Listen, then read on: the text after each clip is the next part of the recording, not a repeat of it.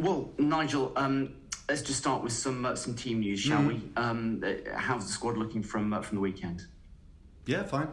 Yeah, the players have recovered pretty well. We had a number of them play for the under-23s as well yesterday to get some, to really try and get some more extensive game time for them. Which was a decent exercise for them. We've trained this afternoon just to allow a bit of recovery from yesterday. So George Tanner played 60 minutes and he's trained with us today. So yeah, he's making good progress as well. But not enough to be considered for the Easter weekend? Probably not for this weekend, no. Maybe once the Easter program's out the way, he'll be more or less in a position where we can start to consider him more. So yeah, he's working hard and he's made some decent progress. So I thought yesterday compared to his other appearance for the 23, was a lot more looked a lot more in control and more confident, which is good. That's, we don't want players going into the game having question marks over whether they are whether they're quite right or robust enough to deal with it. So yeah, he's doing okay. Thomas had a little procedure the other day, so it'll be about 3 or 4 weeks, so that's probably takes care of the season, but you never know, you might see him back on the pitch, but probably not. And given the amount of football that he's played over the last couple of years, obviously with the Euros last summer, no real surprise that was going to catch up with him at some point. Yeah, and I think mentally as well. The way Thomas plays as well. I mean, he does throw himself around the place. So he's a committed lad. So it's more about him getting this recovery right now. So that's it's one of those things. Yeah, absolutely. And then with Joe Williams, so you sort of said if he plays the weekend, he's not going to play midweek matches. With it being a slightly shorter week, how does that relate to being available for Monday and the Friday? Well, if he plays on Friday, he won't play on Monday. Is basically what I'm saying. So we go from Saturday to Friday. It's not it's all right. We're picking hairs somewhat. It's an extra day, but the thought process is to try and allow him to have similar distances between games. That's the best way to look at it. So he'll be playing in one and not the other. Yeah, and that makes sense. And it looked like, he's obviously had such a stop-start season, a couple of seasons, that sort of sharpness that you get from playing regular matches, it's difficult when you're dipping in and out, or more out than in, frankly, to come in and play the way that we know he's capable of. Yeah, but I thought he did all right at the weekend. It was always a plan to be 55, 60 minutes for him for that first game back, so... we got through it, no problems. He's trained really well this week as well. So, it's not just about trying to negotiate the rest of this season. It's about making sure that he has a really strong foundation for next season too, and that's really important for him. Yeah. No, absolutely. And you mentioned the 23s game, and again, like they did last season, that they've had another good campaign. We've seen some of the sort of fruits of that come into the first team. Are there any more that you're keen to have a look at in that first team environment, whether it's somebody who's had a little taste like a Sam Bell or a Tommy Conway or a Josh Hours, or the next ones who you think you will get some game time between now and the end of this season? Well, two of the lads that you mentioned there, Sam Bell, Tommy Conway, are members of the first team squad, and they've not been a million miles away. So they are, we as staff regard them as first team members. Some of the other players that maybe you might mention or other people may discuss would be looked at slightly differently. So we'll see whether it. I think the most important thing is that they come into a situation where they can just concentrate on their own game without worrying too much about other factors. So I'm not going to play with the idea of it. I'm just going to make sure that if players are capable of, or we believe they're capable of stepping up, yeah, there may be one or two opportunities, but let's wait and see.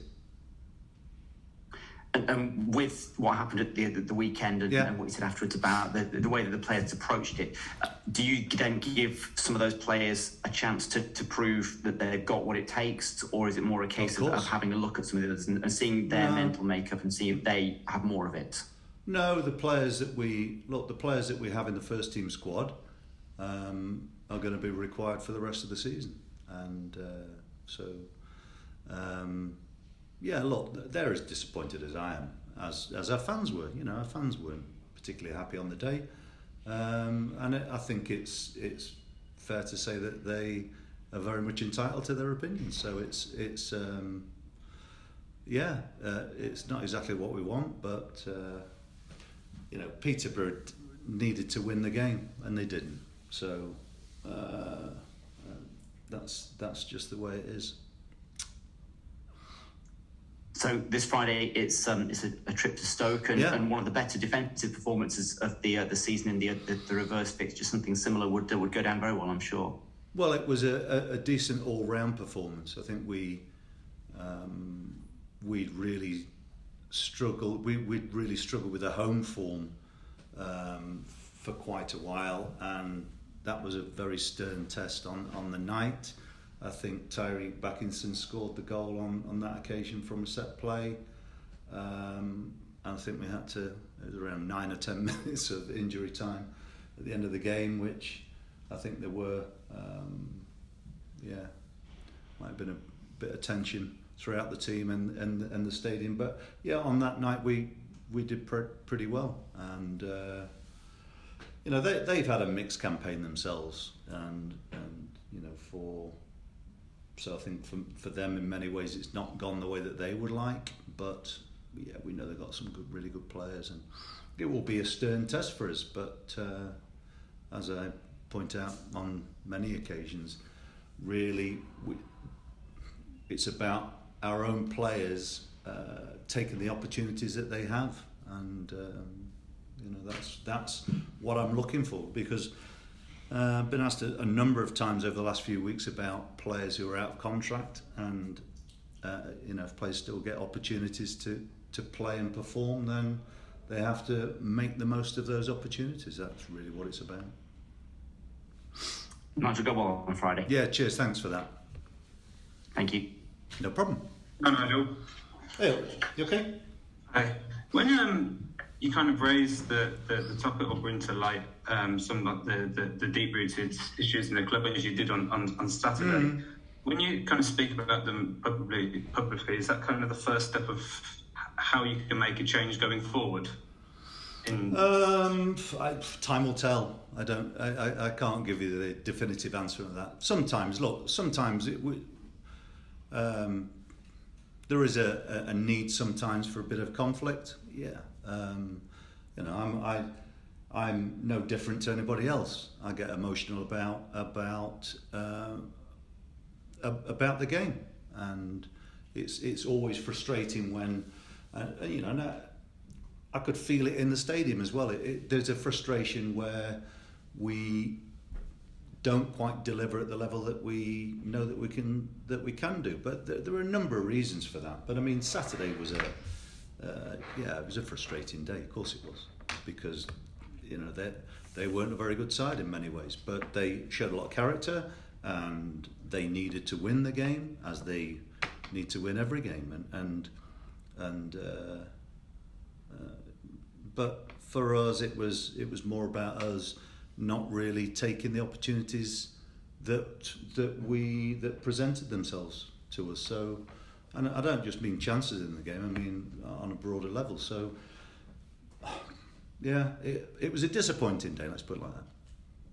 When you kind of mentioned the passiveness around the club, how important is it, especially with the kind of position that the club finds itself in at the moment, that supporters are made aware of or kind of reminded of the situation going forward? In what way? Reminded of this situation, Rich? Just explain what you mean by that. Just kind of by managing expectations in a way moving forward. Look, okay. Managing expectations is always going to be an important part of it. But look, we have to go out there and perform, and we have to put on a level of performance which our own fans are happy with. And my thoughts on it, sometimes, I'll mention it in public. Maybe not always the best thing to do, but it's life. Sometimes I might feel the need to do that, but that's not to do anything other than try and evoke a response, and that's what we need. We need to make sure that we finish the season as well as we can for our own reasons. Now, whether that be individuals within the squad or, more importantly, for us collectively as a football club, we want to continue to build our opportunities to be a better side and be a better championship outfit, because we've shown real promise at times, and then at other times we've disappointed, and that's the stage that we're at. So to do that, it's either players being able to develop within the framework of the team, or sometimes it's about making changes.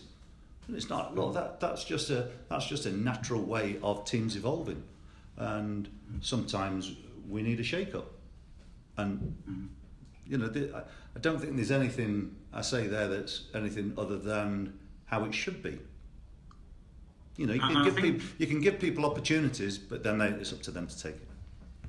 I think the people find that very refreshing, that you can speak kind of candidly and openly about the situation. But I don't. As I say, sometimes as a manager, I'll say things in the public domain I probably shouldn't do, but I'm a human being like anybody else. The bottom line is, we all want us to improve, and I accept in the type of job that I have that it's never going to be a smooth journey, and you've got to come out of the difficult times with a clarity of thought, and that's really like anything in life. You learn more from the bad times than you necessarily do from the good ones. So. And when you're trying to build, when I'm a part of a team trying to build an effective squad, there are going to be days that things are, a bit gloomy. And last Saturday was a bit gloomy, I'm afraid. There's no kind of quick fix of it. So when kind of a culture and mentality developed over the years and comes kind of deep rooted, it doesn't kind of happen overnight. I guess, how long does it take to kind of change that mentality, and where does it kind of begin with? Well, I can't give you a definitive answer on that, because wherever you are or whatever, the circumstances are always going to be different. The rate of change is sometimes dictated too by other circumstances, and we have to be very, very sensible as a football club how we address improving the squad. So, there may be some money, but we have to be prepared for. It depends on how things go with the financial fair play situation, and there are lots of factors which can determine the rate of change. But that's not it. Look, we're preparing behind the scenes, and all I can say is that what's important is we have a positive shift during the summer, because there's been lots of really good things happen this year. Still areas that are frustrating, disappointing. I'm aware of that. Yeah, I think one of the comments that kind of stood out from Saturday was how you kind of referenced that in the summer, whether you're in charge or someone else is in charge, that's the same. Well, that's just a fact, isn't it? That's just a fact. Yeah. Is that just a flippant remark? Well, if you want to call it flippant, you can say whatever you want. But all I'm saying to you is that, you know, football. Whoever runs the football side of the you know, the team, the football side, whichever the dynamics of how it works. Changing people doesn't necessarily mean that you get rid of the problem. That's all I'm saying. It doesn't matter. It's you've got to. I think what's really important is that, you know, when the season, and we do it anyway. We do it all the time anyway, and that is to not just debrief the season, but we evaluate it all the time. And one of the things that you have to evaluate is where the change is needed and how you can make those changes. So even if there was an absolute pot of gold to spend, it wouldn't necessarily mean that you can get the players that you want. And I'm not a believer in just spending money for spending money's sake. That's not what it's about. It's about making the changes that are required to continually improve the opportunity for us to develop as a football club.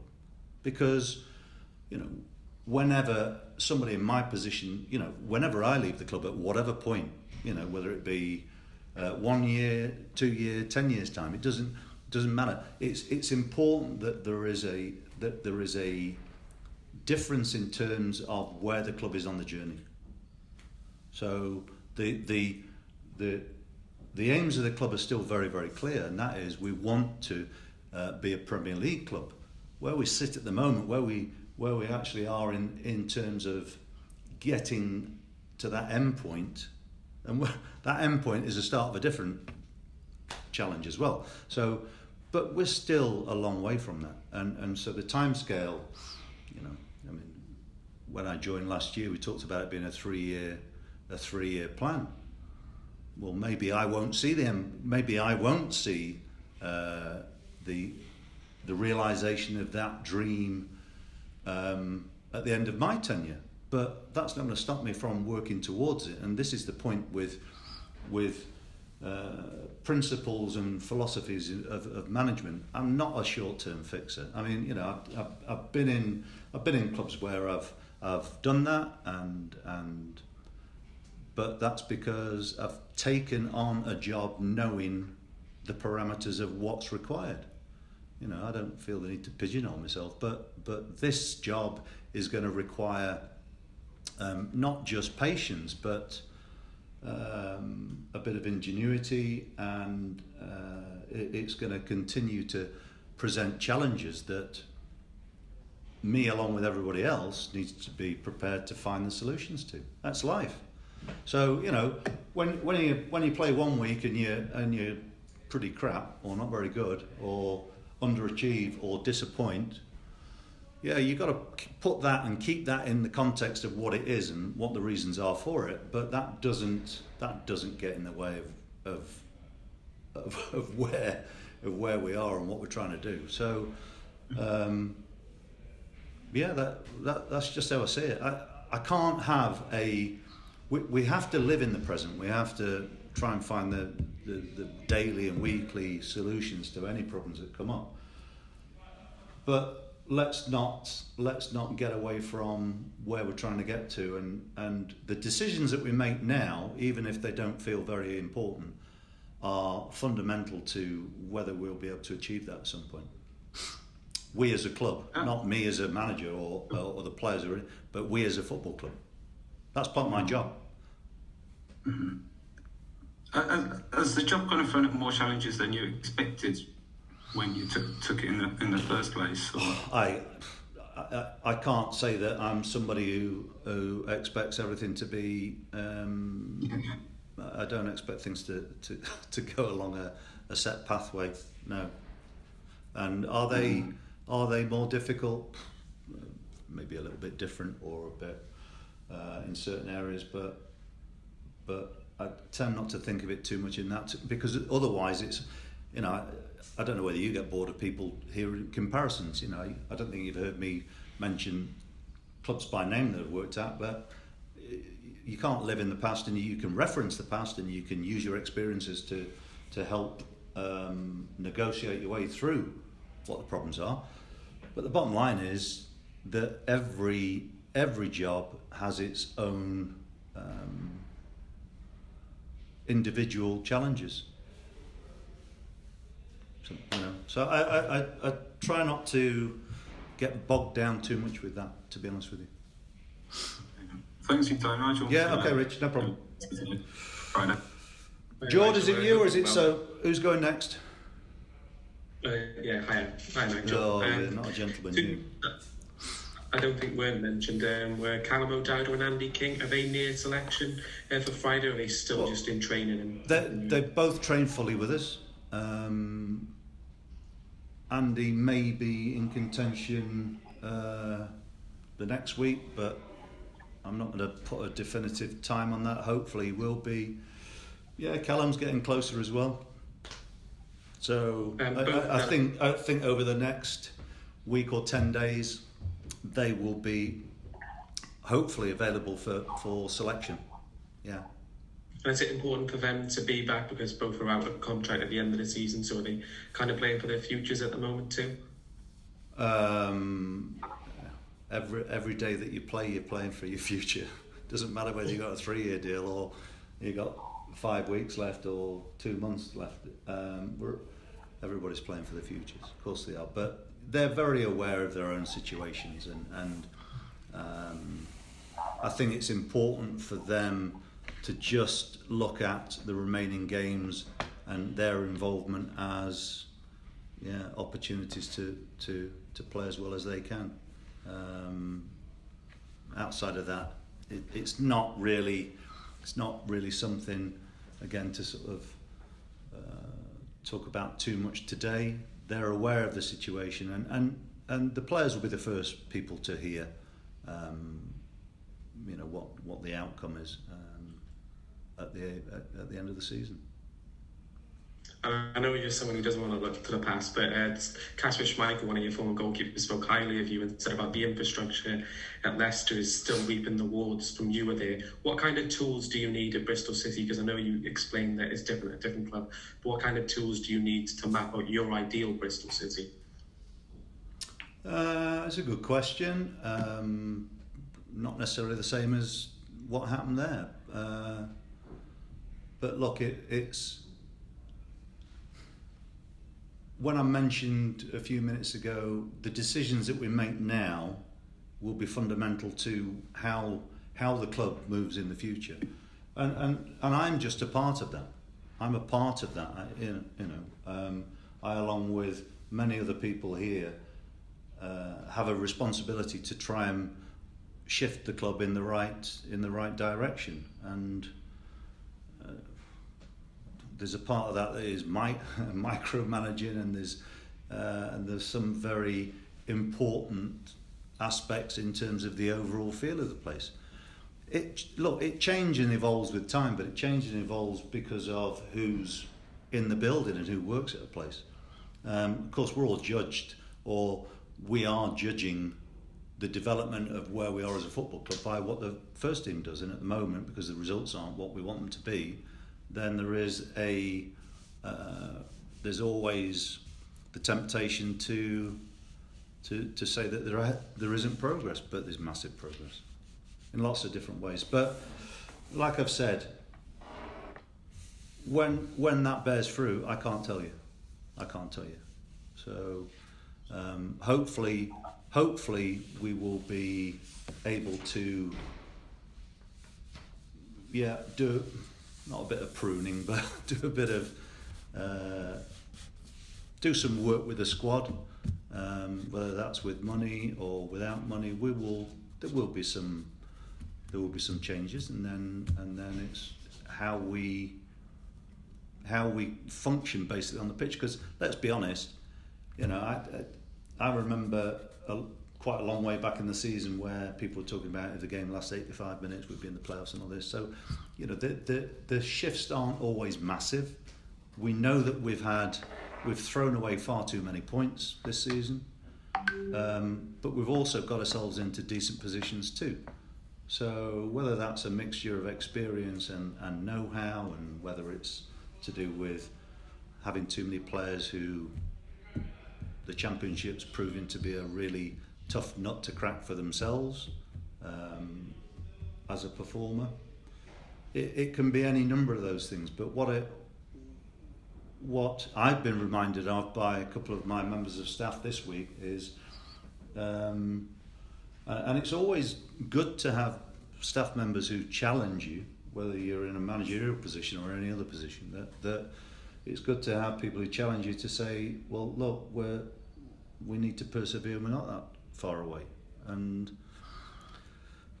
But it doesn't always feel like that, and it won't do for fans, I know that. You know, and when you get the reaction that you get after the game last week, that's where the realism kicks in, doesn't it? And whether you're a player or a manager or a coach or whatever, you've got to deal with it, because that's what it's about. And just lastly as well, a name that's not been mentioned Whose name? while, but Casey Palmer, will we see him from now until the end of the season? Or? Well, he's making good progress, so possibly. I don't see the reason to rule it in or out, but you know, I mean, Casey's had a frustrating season from different perspectives, either being not selected or being unavailable because he's been injured. So that's a part of being a professional footballer, and so he'll have to find his own way of dealing with that scenario. But it's good to have him back out on the pitch, doing some modified training, which he's been doing, and he seems to be in a pretty positive mood too. So that's good. Thank you, Nigel. Okay, no problem. Hi, Nigel. Hey, so you okay? Yeah, good, thank you. I just wanted to ask a bit about the morale in the team. I mean, obviously the results haven't been going your way the last few matches. I mean, what's the morale like in the squad at this point? You know, so close to the end of the season. Damn sight better than last year, for a start. But look, morale. I don't know. I don't know whether I can really answer that in terms of how the players are feeling themselves. If I could judge it by what I see on a daily basis in terms of how they train, the mood around the place, yeah, it seems really positive still. So I don't really have too much of a concern about that.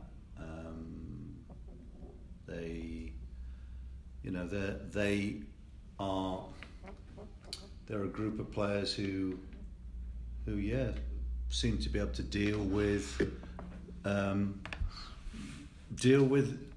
the disappointment, but and we've had a bit of that this year. So, but maybe at times we've taken the disappointment too easily, and that's another story. But look, I don't see them being a group of players at the moment who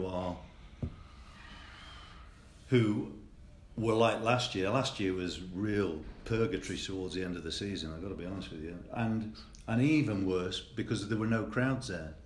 But then, I've said this before this season, it's probably a good job because I don't think we've had the sort of reactions that we really want then. And we've not had too many bad reactions from our fans this year, but it's up to them. The fans will tell you what they think, and they're entitled to do that. You've seen the reaction you wanted from the players in training this week. Obviously, you say I don't quite want, honest and open about the problems. Yeah, I don't really want so I expect players to train at their max every time that they train. So a reaction is what you get on the pitch on match days. I'm not really too interested. I would expect players to train properly every day, because if they don't, they wouldn't even get selected anyway. So it's not about that. The reaction that we need is on a match day.